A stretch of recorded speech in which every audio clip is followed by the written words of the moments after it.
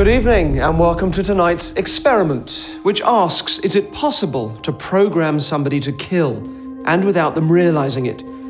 Conspiracy theorists claim that the CIA hypnotized unsuspecting candidates to carry out assassinations in the 50s and 60s, most notably that of Senator Robert Kennedy.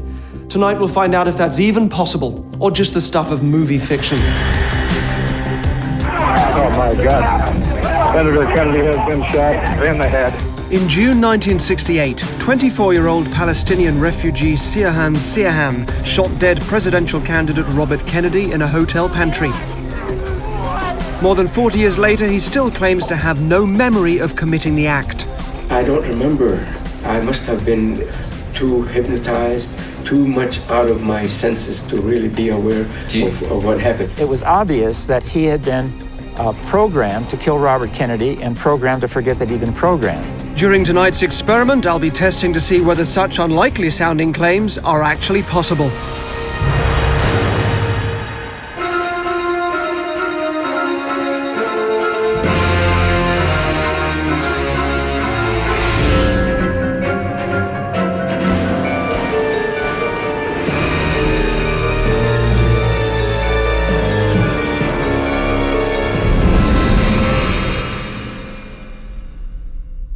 So, I'm about to give a demonstration of hypnosis to an audience of people who've applied to take part in my show, and I haven't prepared these people in any way. I'm going to show you from scratch how it is that I can create a hypnotic state. But what they don't know is that I'm actually on the lookout for a perfect candidate that I can program to carry out the assassination of a well-known figure at a public event. Now, nothing like this has ever been attempted before. Unless, of course, the claims of the conspiracy theorists are true. Enjoy tonight's experiment. Thank you. Thank you very much indeed. Thank you all for coming. What's your name? Cara. Stand up for me. Let me take your hands. Just press your palms together like that. And really press them together. And look at me right here. Then I'll just close your eyes for a second. The more you try to unlock your hands when I let go, the more you try to unstick them harder and harder, the more they keep on pressing, just like this. And the more you try now to unstick those hands, Cara, the more they keep on sticking. So what's going through your head? Let me get you a microphone. Thank you. Now, you're fully wide awake. Yes. You're not in some weird sort of zombie-like state or whatever people think hypnosis is. No. And they're genuinely stuck, aren't they?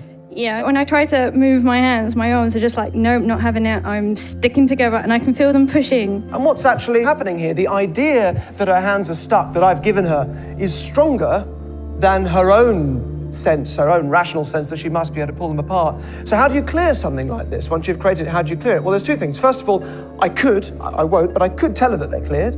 Or if something else happened that sort of took her mind off it, it wouldn't actually kind of, they'd probably just come apart anyway. Just take a seat for me, Cara. Just want to choose one of you at random. Just take a seat. Want to choose one of you at random. Just, Cara, throw this back and choose someone. They start to come apart. And there they are. Let's move on to looking at the idea of a hypnotic trance. What's your name? John. John, have you come, John? Lovely to meet you. What do you do for a living, John? IT. IT. Excellent. Thanks ever so much for coming up. And look at me now. Look at your hand, and you just sleep. And back you go. That's good. And you can just let yourself sink right the way down, and right the way deep, and right the way sound asleep. So it looks very impressive. It's one of the most dramatic demonstrations of hypnosis to be able to hypnotize somebody like that. It's called a snap induction. What's actually happening there is I'm interrupting an automatic process for John. Shaking hands is something you don't think about. It's just this automatic process. And to interrupt somebody in the middle of something that's very automatic is very kind of confusing and bewildering for people. It throws you completely. And at that point, you'll become highly suggestible because you want relief from the confusion. So if you induce that confusion by interrupting an automatic process and then give them a specific piece of information like sleep, not everybody, but most people will absolutely kind of embrace that. So what you've just seen might have looked dramatic, but it was achieved through nothing more than ordinary suggestion. It would be a little impractical to do this with all of you, so with the rest of you, we're going to take it a little bit more slowly. Now, under the 1952 Hypnotism Act, we cannot broadcast the complete process of hypnotic induction in case you, the audience at home, go under and can't be brought out. Close your eyes for me. But I can explain how it's done, and the key to this is relaxation and focus. I'm going to begin by creating tension, so I want you to keep breathing normally, but to tense up. And then relax completely. And as you relax, you'll feel yourself just drifting down into this sleep state. And just my voice just there in the center of your head. As you wonder just how deeply you can sink, and you can drift, and you can float, and right the way down, and right the way deep, and right the way sound asleep. Now that's all I've done. I've just got them very relaxed and focused. But the more suggestible people, when in that state, will begin to respond to my instructions. When your eyes are open, when I've counted you awake, your name will be gone from your mind. Now, I know this sounds odd. I know you know me. I'm Darren, but what's your name? Try and remember. What is it, if you really try? I'm a million miles away. It's just nothing coming out. Nothing coming out, no. So let's do this side first. Take a look at me. Take a deep breath in. And then just sleep right the way back down, right the way. They appear to fall asleep because I click my fingers. In reality, the mixture of my confidence and their expectation that that's what they're supposed to do is enough for them to take it as a cue to go back under. You'll find yourself absolutely, rigidly stuck into position. Have you ever had this sort of thing done before? No. Have you been hypnotized before? Or? No, I can't move at all. First time you've done something like this? First time, yeah. And what's it like? What's going on? What's it feel If like? I push at force of 1, it's like it's pushing back at 2. These tests are helping me whittle down the number of likely candidates for tonight's experiment. Let me keep you, sir, and you. You're going to stay here as well. And finally, I've identified 4 people who I believe will make the most suitable potential assassins. Now we're going to examine what hypnosis can actually do. How far will people go while in a trance? Are they genuinely under some influence or just playing along? We're going to find out with the help of a classic test from the 1950s.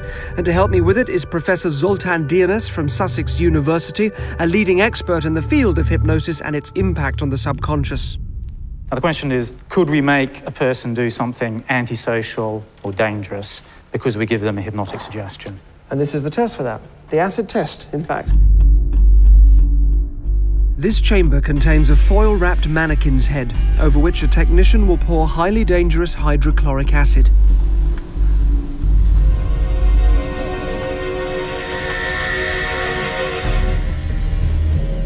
My 4 candidates are kitted out with safety gear and a beaker. I'm going to ask them to throw acid in someone's face. This exercise will show whether hypnosis can make you do things you wouldn't do if you were just playing along. If the subject is playing along, he won't throw the acid and he certainly won't carry out an assassination. Sleep. You can stand and sleep quite comfortably. Sleep. That's very good. Sleep. That's lovely. And sleep. You can stand and sleep quite comfortably. Excellent. Very good. In a little while, when you've woken up, we're going to put some hydrochloric acid in each one of those beakers. In front of you is an individual, a volunteer from the audience, we're going to call your target. And when you're awake, after a little while, you will see a blue and white polka dot handkerchief. As soon as you see the polka dot handkerchief, blue with white polka dots, you will throw your beaker of acid into the face of the target stood opposite you. If that makes sense to you, I want you to nod your head if you understand that, if it makes sense. Excellent. Good. Without the candidate's knowledge, we've switched the acid for water, and they're now awoken. Eyes open, wide awake. Thank you. Lawrence, if you can please take some of the acid and give them each a dose in their beaker. Excellent. Good, excellent. So, Professor, how long have you been working in this field for? I went to Sydney in the mid-80s for my master's, and there was a master's by research. And my research was hypnosis, so that's when sorry, could you hang on just a second, excuse me.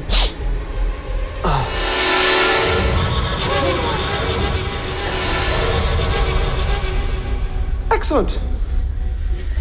4 out of 4.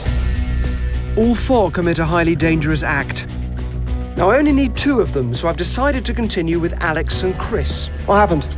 I just kind of instinctively did it. I just had the impulse to throw it in his face. The final candidates are about to be put through a challenge that could seriously affect their health. The ice plunge test, overseen by Dr. Stuart Derbyshire, Director of Pain Imaging at Birmingham University.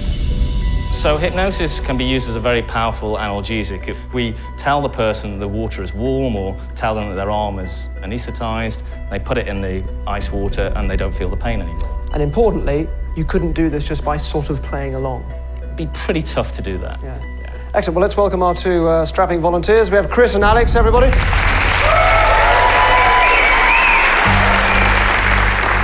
With the water temperature approaching freezing levels, Alex and Chris can only keep their arms in the ice bath for just under 7 seconds.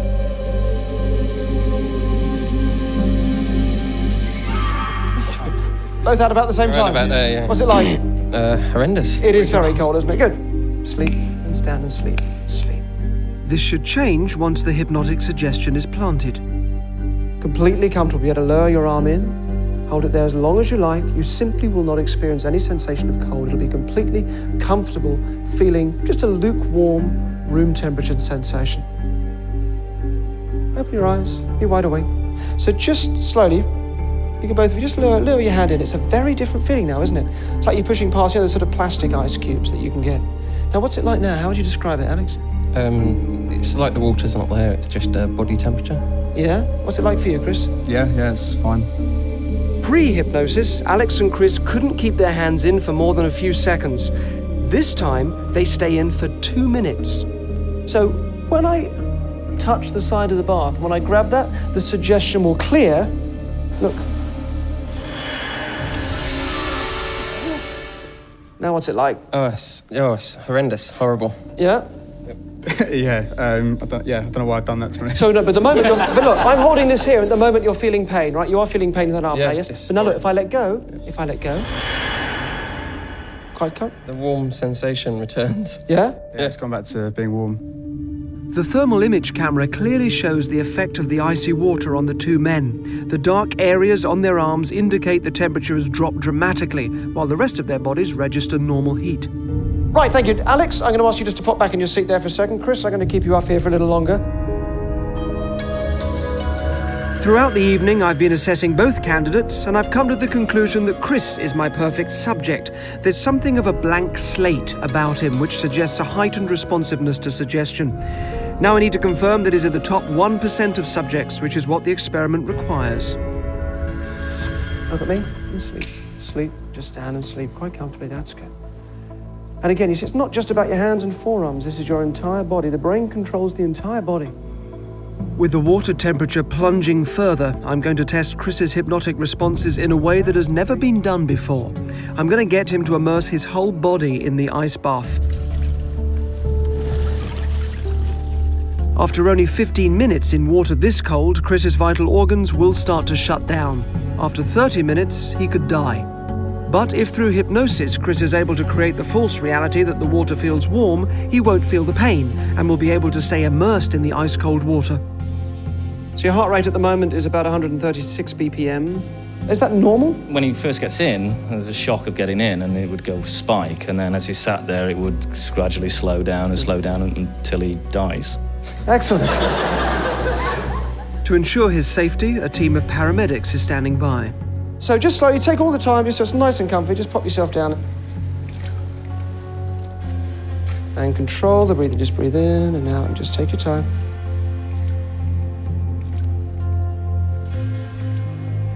After 1 minute in the water, Chris's heart rate has dropped from 136 beats per minute to 107. At 50 BPM, the paramedics will be forced to step in.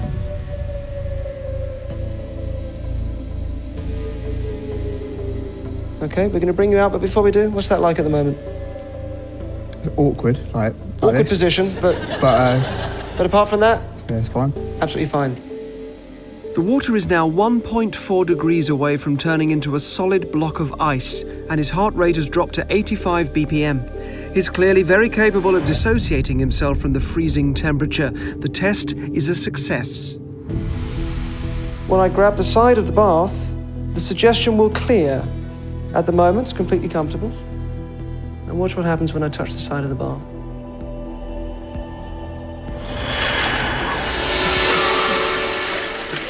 Okay, I would step out. We're going to wrap you up and get you into a special thermal tank that will just bring you back to a normal temperature. Thank you so much, Chris. I think we've probably found our best subject by far this evening. Well done. This is an experiment that hasn't been done before, Chris, so you've just made hypnotic history there. Well done. Chris, everybody, let's hear it for Chris. So it seems I've found my trainee assassin, but do our experts think training a killer is even possible? We talk about the acid test just for a moment, which really interested me. It looks very dramatic. 4 people just throw acid in the face of other people, but of course this isn't quite real life in this sort of situation, is it? That's exactly right. Because this is a TV studio, part of the person will infer that this is safe. What about the kind of CIA stories of programming somebody to become an assassin and go and kill somebody in real life, not in a sort of mock-up situation, but in real life? Would you expect that to happen? No, we have good reason to think that people would not do that. These are just myths. I mean, the only way you would get somebody to do that if they're already predisposed to do that. In other words, if they quite like the idea of killing somebody, then you give them permission to do it. And if there was no sign of that, just a regular guy? No, you can't get a regular guy to go and kill somebody for no reason. Fantastic. Thank you very much indeed. You're welcome. Thank you so much. Thank you both for coming along today. Excellent. Cheers. So the academics seem pretty certain that what I'm attempting here is unachievable. And it may be. It really may be. The whole point of this is to find out whether or not it's possible, so only time will tell. If this experiment is to succeed, neither Chris, a sports marketing executive, nor his family and friends can have any idea that I'm going to try and program him into becoming an assassin. As far as they're all concerned, he's simply taking part in a show that explores the limits of hypnotism. We talked to the people closest to him and slipped in some questions about violence. He's a very peace-loving person, so I can't imagine him being violent in any sort of way. I don't think Chris would do anything bad to anybody. Ultimately, I don't think he'd hurt a fly. Interestingly, this is what the younger brother of Bobby Kennedy's killer, Sirhan, says about the convicted assassin's character prior to the murder. If we were sitting here and a fly happened to venture in, Sirhan would open the door, and he'd try to make it go out again. It's just not conceivable to me that he would take a gun and actually use it against the person. In order to condition Chris to become an assassin, I'll be using brainwashing techniques allegedly employed by the CIA's MK-Ultra program in the 1960s. There are 2 key stages to this process: the marksman mode and spontaneous amnesia. Eyewitness accounts report that Robert Kennedy's assassin, Sirhan, was in a trance-like state during the shooting.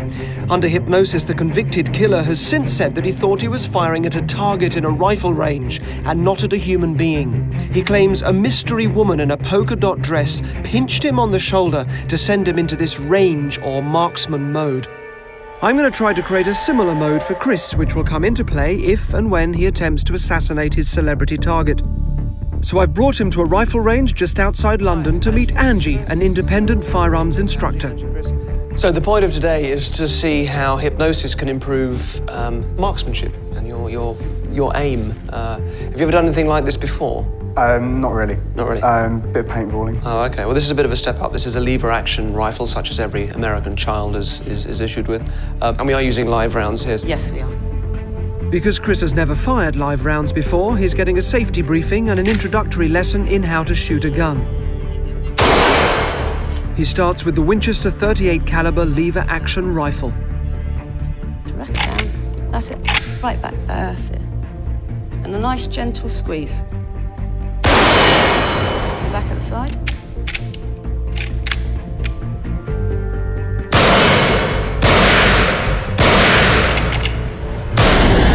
Chris is slowly getting used to handling and firing the weapon, but it's a long way from the natural assassin I'm trying to create.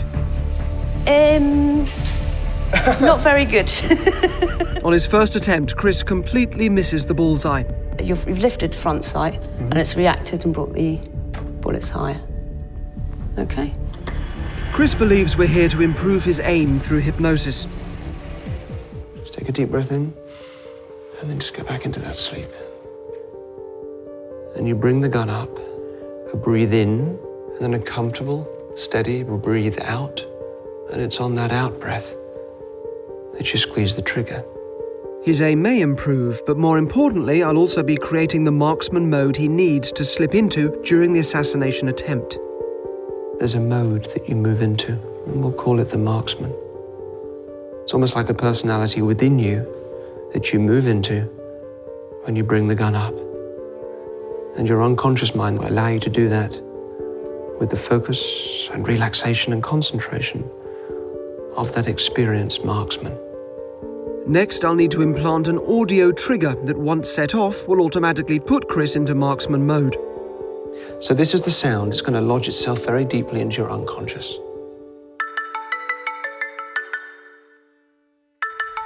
So whenever you hear that sound, whenever you hear that ringtone, your mind will shift to this marksman state.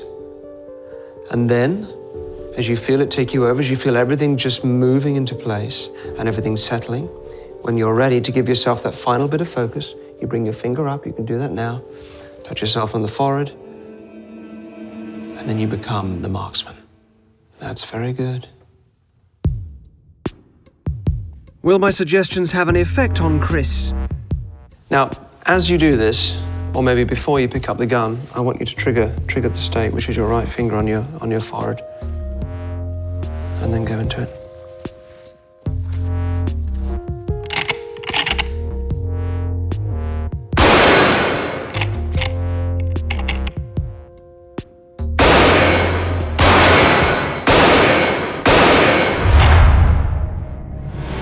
Remember, the first time, Chris completely missed the bullseye.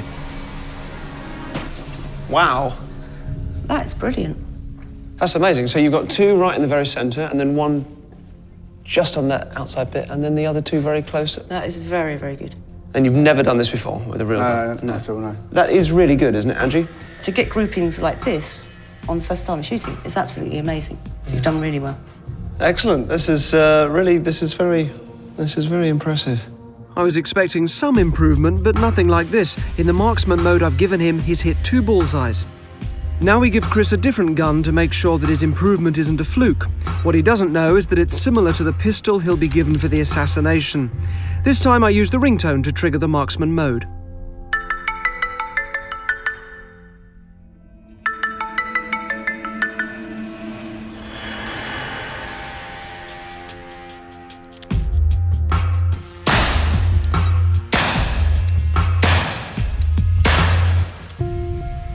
Right, so before, the most you'd ever got was 2 in the center, and that's 4 in the center. Did that feel any different doing that? Yeah, I think like there's just a bit more concentration and kind of bring it into a bit of a focus. Yeah. Yeah. I didn't expect that result at all. There's no way. You know, he should have been able to get those groups on the first go. So whatever Darren did, I think it's absolutely amazing. In terms of the experiment, it's not important how many bullseyes Chris hits. What's vital is that he can achieve this marksman state, and to that end, the assassination programming appears to be working. I've completed the first stage of Chris's programming, the marksman mode, in which, upon hearing a specific trigger, he goes into a trance and inhabits the role of a top-level shooter.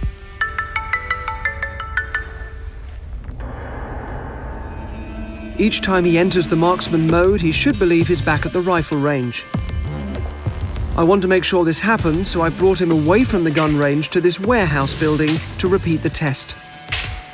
What was that like? Where were you? What was your experience of doing that? I found it quite easy to actually go back as if I was there at the range. Like a lot of my smells and the kind of sensation of bringing the gun up was just like actually doing it. Yeah, okay, that's fantastic. That's exactly what I wanted to hear from you. Good.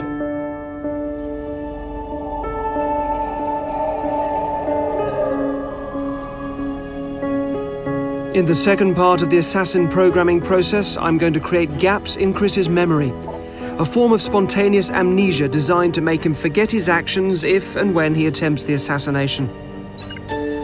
Sirhan claims that he has no memory of killing Bobby Kennedy. I have never been able to remember what happened in that place at that time, but I have not been able to remember many things and incidents which took place in the weeks leading up to the shooting. In March 2011, he was denied parole for the 14th time because he hasn't shown enough remorse or taken full responsibility for the crime that he says he doesn't remember committing. We note with some degree of distrust, quite frankly, you're remembering parts of this and not remembering others. Do you remember the last time you had amnesia? No. It's an odd question, but it's if you think about, for example, when you drive home. Do you drive? Yeah. Yeah.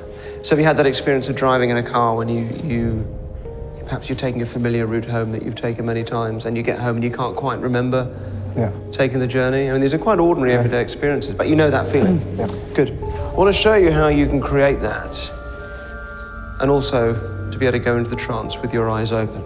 I want you to look at this pattern. And as you look at that, I want you to go into the trance, but keep your eyes open. You will have absolutely no memory of anything that occurs during the time that you're in the state. And whenever you see this polka dot design, whether it's on a screen like this or on a handkerchief or anywhere, you will move instantly and comfortably into this trance state.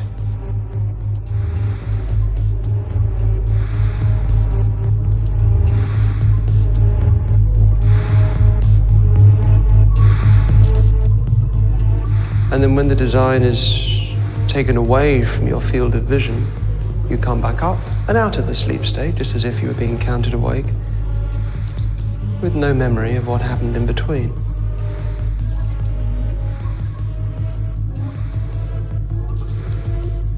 So you can look at the screen for a bit there, and then you can stop looking at the screen. How long were you looking at the screen for? 10 seconds. 10 seconds. Oh, that is probably about right, isn't it? Excellent. Stand up for me. Just come and stand about there. Your PIN number that you use at the moment, do you use it for loads of things, or is it just for getting cash out the machine? Mainly just my cash machine. Okay.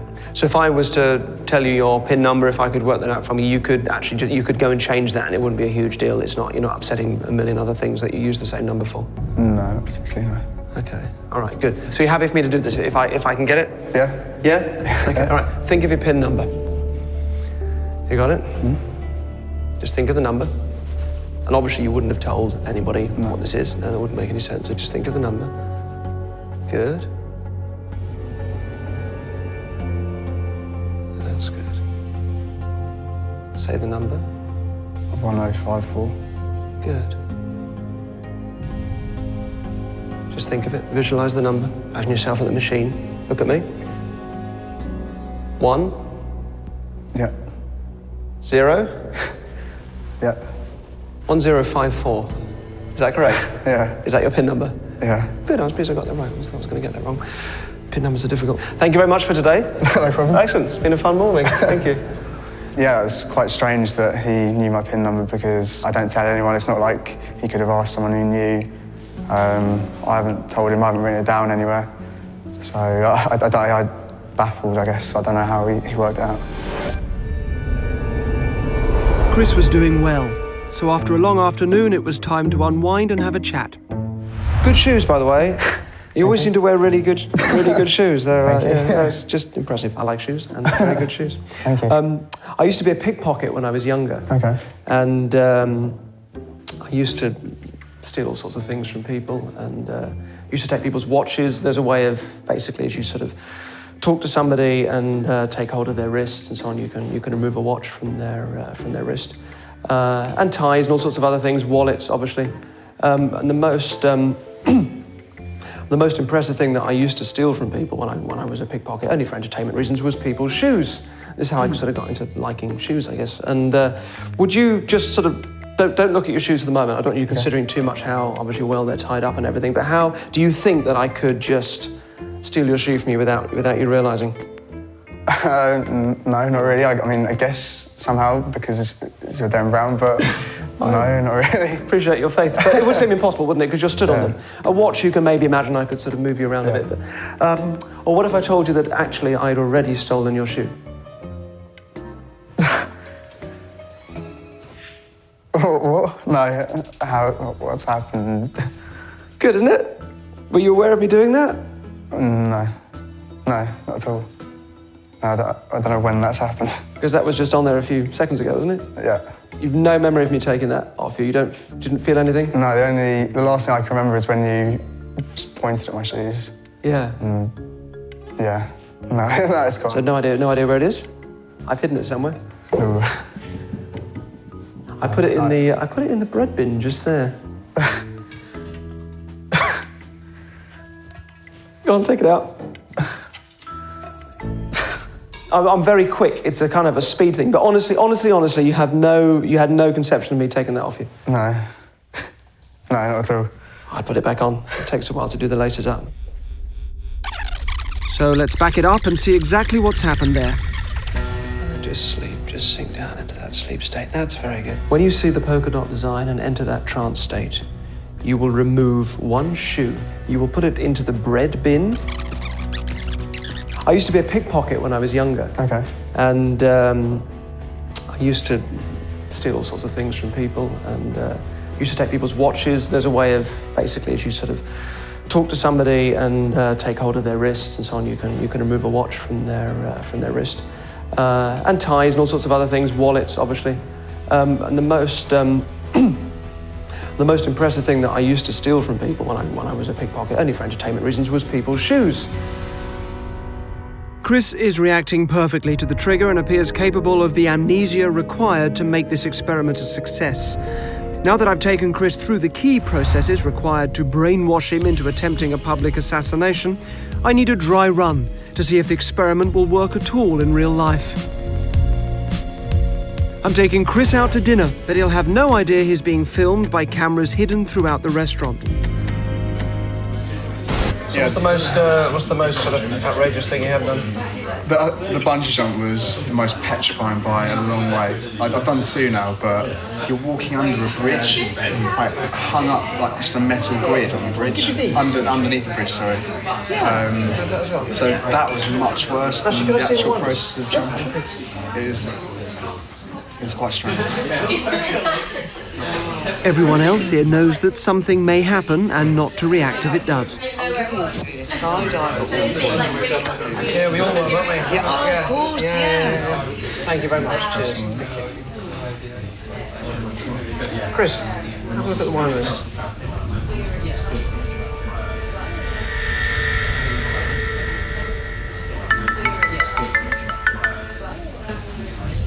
This is the first true test to see if the training is working. Will he complete the task I'm about to give him? Excellent.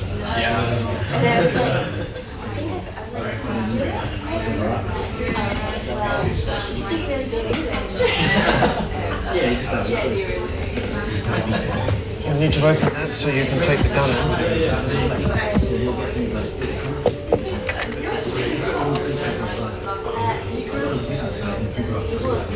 Now your target is the guy sat almost behind me, just to the side with the blue and white check shirt.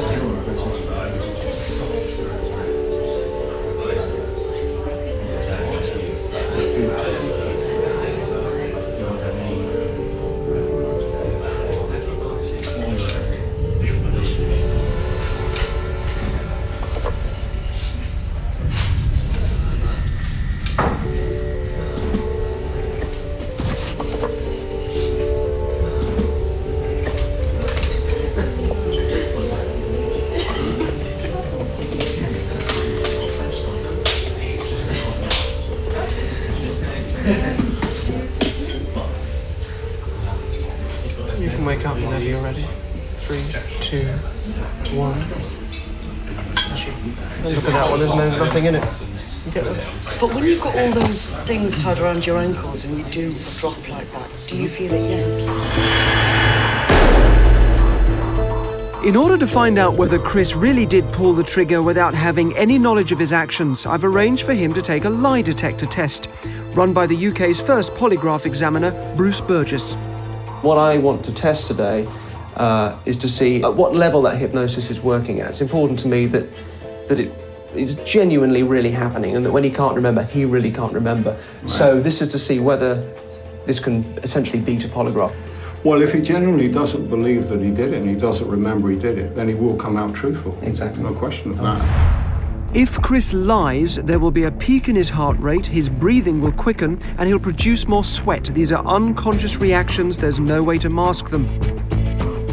In order to have a baseline, the examiner will first ask a series of questions Chris has no reason to lie in response to.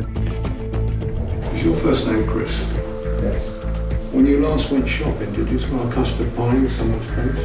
No. Between the ages of 16 and 20, do you remember deliberately when the issues we are discussing, do you intend to answer? Did you set up a stink bomb in a library? No. The other day when you were in a restaurant, did you shoot someone with a water pistol? No. So, you had a chance to interview Chris. What's your conclusion? Generally, I do not believe that he knows that he squirted that water pistol. I don't think he had any recollection of that at all. So if this were a case, your advice would be at this point that no, he didn't shoot a water pistol at somebody in a restaurant? That's correct. He was truthful. Writer, actor and broadcaster Stephen Fry is en route to a London venue where he'll be giving a talk to a packed house of fans. I'll see you later on. Thanks very much. Two things need to be in place for this experiment to genuinely answer our question. First of all, Chris has to believe that the gun that he has in his possession is a real gun and loaded with live bullets. And secondly, he cannot know that he's being filmed. As far as Chris is concerned, this has to be a real-life situation. We've told Chris we need to film with him and Stephen Fry later tonight after Stephen's talk, and we've suggested that he might as well stay and hear the talk as well. He doesn't know we're filming. I am going to have to head back to the office now, which is really annoying. But is it all right if I give you something to give Darren after Stephen does his talk, and when you meet him after that? Is that all right? Okay. A member of my team takes Chris into an empty dressing room prior to the show. Okay, this is really important for you to know. Yeah. This gun is loaded with 3 bullets. So don't touch it. Yeah. Keep it with you until you see Darren and Stephen after Stephen's finished his talk. Okay. The thing is, I know you have it, but whatever you do, don't lose it. Meanwhile, his celebrity target Stephen Fry prepares to go on stage. Wow. Special effects experts insert fake blood packs into his jacket in case Chris does pull the trigger during his performance. A few minutes before Stephen's talk begins, Chris takes a seat in the auditorium, unaware that hidden cameras are filming his every movement. The people surrounding him, who include security guards and firearms experts, know about the experiment. But the rest of the audience is here just to see Stephen Fry and has absolutely no idea of what could happen. After 17 minutes, he'll get his first trigger. What happens afterwards will determine whether this experiment succeeds or fails. Thank you all. Good luck, everybody. So, ladies and gentlemen, please give a massive warm welcome, Mr. Stephen Fry. Thank you. Oh, thank you. How very kind. Thank you. Oh, my goodness. Thank you. Thank you so much. You're very, very sweet. Thank you for coming. It's incredibly kind of you to come to this this little event. I wanted to talk about an enthusiasm that has consumed me without me knowing it almost all my life. You'll understand why I say almost when I tell you about it. What I'm obviously thinking of is language. A few evolutionary things were necessary for mankind to speak language, but once we had language, then everything else followed. It is absolutely the spring of all we are. In our culture, we keep certain words in a special place in our brain. But I remember going to the Turkana people in northern Kenya. Kenya alone has 69 languages. And the Turkana people speak one which is related to only one of the other 69, the Nilo-Hamitic language. It's a beautiful language, it's rich, it's like English, it's full of, oh, there's always one, isn't there? God bless her. Thank you, well done. Amazing ideas, brilliant concepts, but it's been swamped. It's been swamped by Swahili. That's the problem, you see. These other languages like Swahili are swamping Africa, just as English is swamping Europe and the world and the internet, and Mandarin Chinese is swamping the Orient. No one really understands how to save a language or whether a language is worth saving. France, for example, has the language of Oxford. And the French have absolutely no interest, the rest of France, in saving it. Indeed, I went to visit the Académie Française, which I'm sure you've heard of, which is a very extraordinary institution. The Académie Française is for these ancient people who are great minds and thinkers, and they decide which words are allowed into the French language, which words are permissible, which words you might say are forbidden, and which words are not forbidden. So they also make words up. Courriel, they decided, would be the word for email. And we're not going to have le email or l'email. Ordinateur, they decided, would be a computer, an ordinateur. And so they made up, words that were not allowed to enter the French language, which is, let's be honest, it's pissing into the wind. You can't.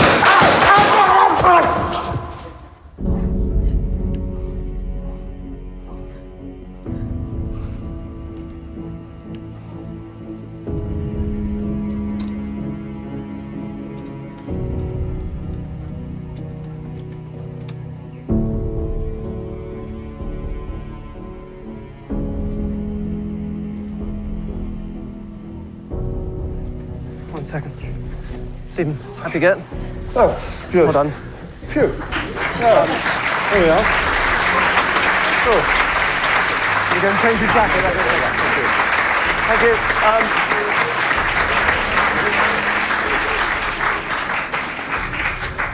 I just explain what's going on here. This is the culmination of quite a few months' work to see whether it's a gentleman called Chris, who's currently in a hypnotic trance, see whether it's possible to hypnotically program a person to kill. Chris, as far as he's concerned, just carried out a real assassination. Stephen was in on that, and there was no danger at all. Here he is. Stephen, everybody, out you come.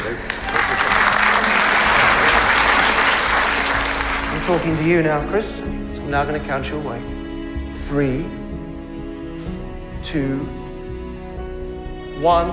Takana is just one example, as I said, 69 Kenyan languages. Swamping of language is a kind of tragedy. In the end, what I want to concentrate on more than anything else is language as a source of pride and beauty. All of you have language in your head. I hope you go out into the world a little more amazed.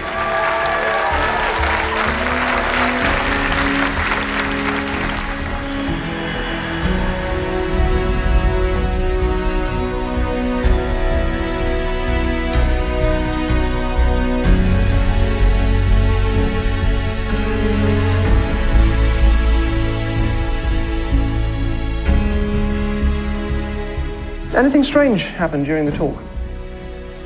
No. I'm going to show you some footage of something that did happen. We actually had a camera on you. I know we didn't let you know that we were filming, which was important. Do you remember that woman in the polka dot dress? No. Don't remember her turning around talking to you? No.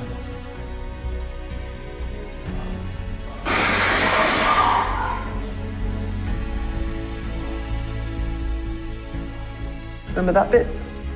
No. Yes, at the moment you will have no memory of this at all, but you just assassinated a national treasure. Yeah, you shot me.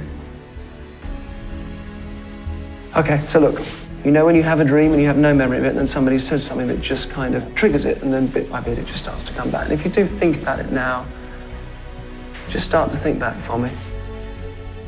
It's just like a mental block that you have there at the moment. And you can just start to let that go, and you can start to let it... What's coming back to you? I remember the polka dot woman coming in there. And yeah, just kind of picking the gun up from the side like I was told. Where did you think you were? Nowhere, but if anywhere, it's closest to the range, because I could visualise the lights going down and the target, and picking it up felt like I was picking it off that bench. Did you feel anything when you were aiming a loaded gun at Stephen? Not really. No. Just felt like the outline of the target. Wow.